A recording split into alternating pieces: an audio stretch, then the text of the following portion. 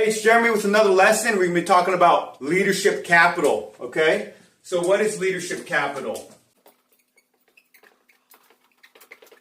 Or relationship capital.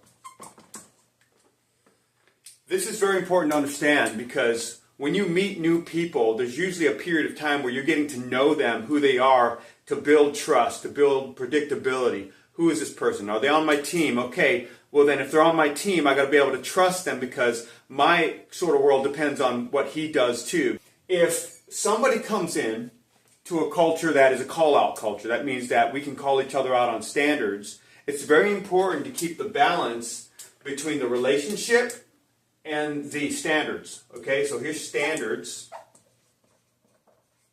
okay, which is basically truth-based, right? And then here's the relationship.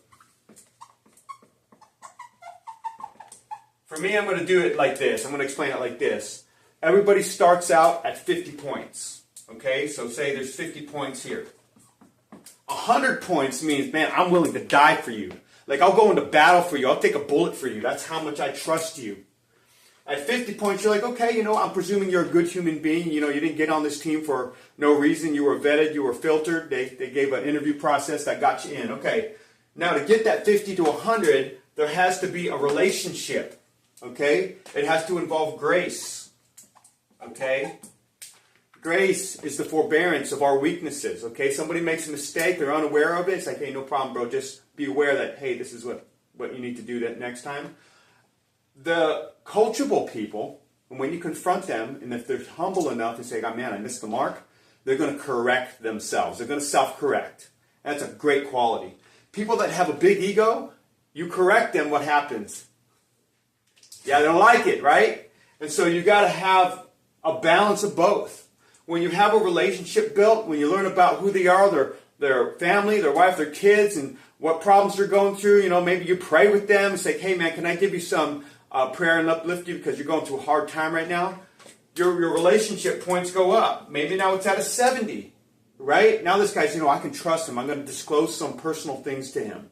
All right? And then you go further and they see you suffering and then you're going through things and they're like, man, he's really trusting in God. He's praying. He's not complaining. Now your points go up to maybe 90. It's like, hey, we've suffered together now. Now there's a bond. There's a brotherhood, okay? And so you want to make sure that you have a consistent upward system of points with this relationship capital. Now, what is it? Leadership capital. How willing is somebody to do what you tell them to do? If you're their superior and their subordinate, hey, I need you to do this.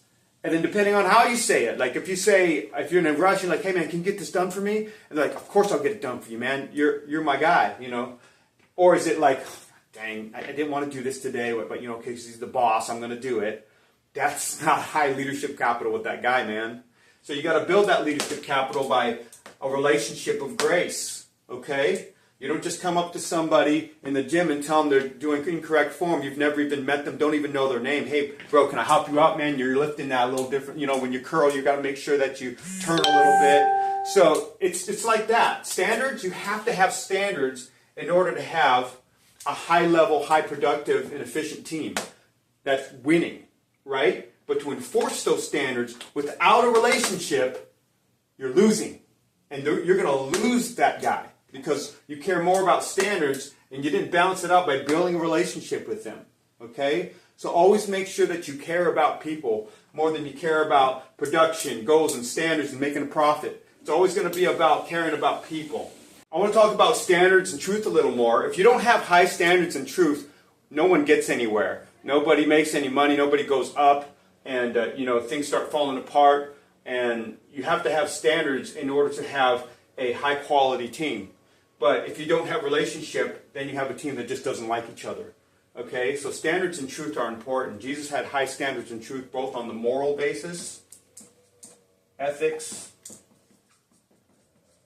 work. Jesus was a contractor. He had work ethics that he would never cheat, steal, lie, right? That's very important when you own a business. So these are important, but you got to make sure that these are both as equally important. When you reach 100 points with somebody, You reach the point that's like Jesus and his disciples. They were willing to die for him because he loved them so much. He served them. He washed their feet, for crying out loud. He forgave Peter for denying him. But he also had standards and truth. He wasn't afraid to say the hard things in his call-out culture with his disciples. Some things that were like, the disciples say, like, I can't believe he said that. That's hard. That's a hard truth.